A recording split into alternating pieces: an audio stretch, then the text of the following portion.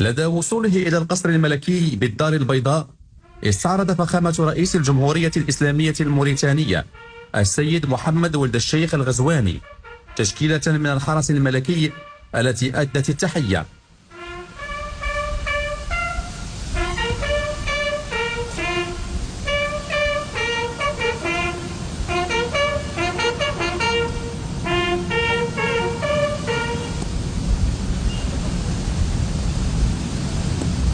ويقدم التمر والحليب للرئيس الموريتاني جريا على التقاليد المغربية الأصيلة. في أعقاب ذلك استقبل صاحب الجلالة الملك محمد السادس نصره الله بالقصر الملكي بالدار البيضاء فخامة السيد محمد ولد الشيخ الغزواني رئيس الجمهورية الإسلامية الموريتانية.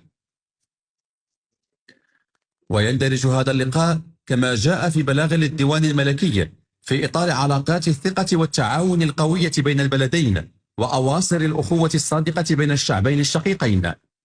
وخلال هذا اللقاء ثمن قائدا البلدين التطور الإيجابي الذي تعرفه الشراكة المغربية الموريتانية في جميع المجالات، كما أكد حرصهما على تطوير مشاريع استراتيجية للربط بين البلدين الجارين، وكذا تنسيق مساهمتهما في إطار المبادرات الملكية بإفريقيا، خاصة أنبوب الغاز الإفريقي الأطلسي ومبادرة تسهيل ولوج دول الساحل إلى المحيط الأطلسي.